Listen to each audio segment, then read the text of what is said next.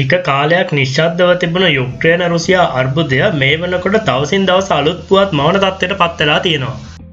මේක ආරම්භ වුණේ ඇමරිකානු මැදිහත් වීමෙන් තුර්කියේ ඉස්තාම්බුල් වල යුක්‍රේන රුසියා සාම සාකච්ඡා වට දෙකක් පැවැත්වීමත් එක්ක.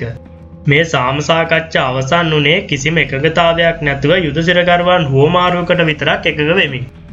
යුක්‍රේනය විසින් දියත් කරපු ස්පයිඩර්වෙබ් මෙහෙයුම නිසා මේ සාම සාකච්ඡාවන් සියල්ල ඇන හිටිනවා.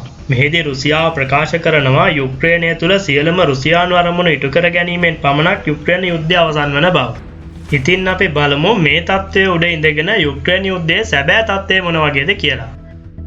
වීඩියෝ එක ඉවර වෙනකම් බලලා හොඳයි කියලා හිතනොත් ආයෙත් වීඩියෝ එකක් දාපු ගමන් බලන්න අපිව සබ්ස්ක්‍රයිබ් කරන් යන්නත් අමතක කරන්න එපා.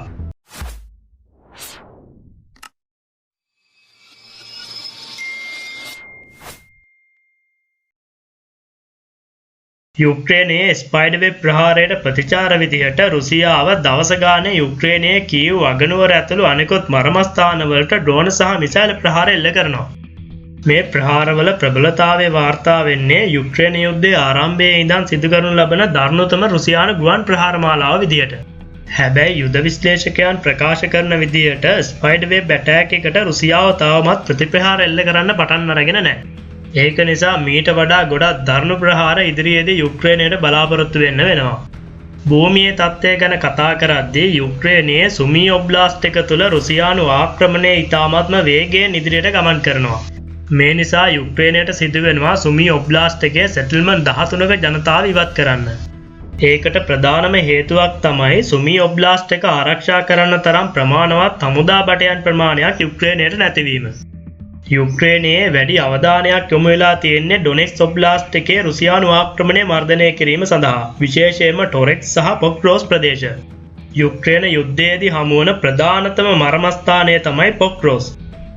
ඒකට හේතුව පොක්රෝස් කියන්නේ යුක්‍රේනයේ ප්‍රධාන මාර්ග රැසක් එකට හමුවන ට්‍රාන්ස්පෝර්ට් හබ් එකක්. පොක්රෝස් කහිමි වෙනවා කියන්නේ නැගෙනහිර සහ ගිනිකොන දිග යුක්‍රේන යුද පෙරමුණට විශාල මරු පහරක්. ඒ නිසා වැඩි යුක්‍රේන හමුදා බට කණ්ඩායම් ප්‍රමාණයක් මේ ප්‍රදේශවලට යොදවලා තියෙනවා. 2022දී රුසියානු හමුදා සුමී වලින් පසුබැසීමෙන් වසර 3කට පස්සේ තමයි ආයෙත් රුසියානු හමුදා සුමී ආක්‍රමණයක් කරන්නේ. මේ පාර හැබැයි විශේෂයක් තියෙනවා. සුමී වල සටන් වදින්නේ රුසියානු හමුදාව නෙමෙයි. රුසියානු නැෂනල් ගාඩ් කියන ස්වේච්ඡා බට කණ්ඩායම්. ඔවුන් රුසියානු වෘත්තීය හමුදාව තරම් හොඳින් යුද්ධය සඳහා පුහුණුව ලැබලා නැහැ.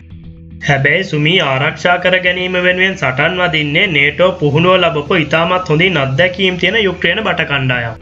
සෙබළුන් ප්‍රමාණය අඩු නිසා ඔවුන්ට රුසියානු ආක්‍රමණය මැඩපවත්වන්න හැකියාවක් ලැබිලා නැහැ. රුසියානු නැෂනල් ගාඩ් සෙබළුන් මේ වෙනකොට සුමී නගරයට කිලෝමීටර් 20ක් ආසන්නයට පැමිණ තිබෙනවා. ඒ කියන්නේ සුමී නගරය දැන් තියෙන්නේ රුසියානු ආටලරි රේන්ජ් එකේ. ඒ නිසා සුමී නගරය දැන් නිරන්තරයෙන්ම රුසියානු ආටලරි ප්‍රහාරවලට ලක් වෙනවා. වසර 3ක යුක්‍රේන යුද ඉතිහාසය තුළ පළමු වතාවට ඩෙනීප්‍රොපෙට්‍රොව්ස්ක් වලට රුසියානු හමුදා ආක්‍රමණයක් දියත් කරලා තියෙනවා. අඩුම තරමේ 2014 ඉඳන් රුසියානු හිතවාදී යුක්‍රේන කැරලිකරුවන්ටවත් ඩෙනීප්‍රොපෙට්‍රොව්ස්ක් වලට ඇතුළු වෙන්න හැකියාවක් ලැබුණේ නැහැ.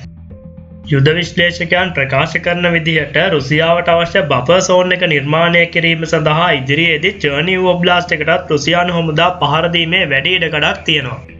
නව යුද පෙරමුණු නිර්මාණය කිරීම රුසියාවේ යුද උපක්‍රමයක්. මොකද ඒවට මුහුණ දෙන්න තරම් ප්‍රමාණවත් හමුදාවක් යුක්‍රේනයට නැහැ.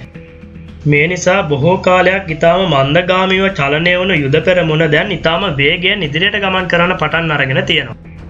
මේ අලුත් ප්‍රවණතාවය සහ යුක්‍රේනයට ලැබෙන ඇමරිකානු සහාය අඩුවීමත් එක්ක තව කොච්චර කාලයක් යුක්‍රේනයට මේ යුද පෙරමුණ අල්ලගෙන ඉන්න පුළුවන් වේද කියලා කියන්න අමාරුයි.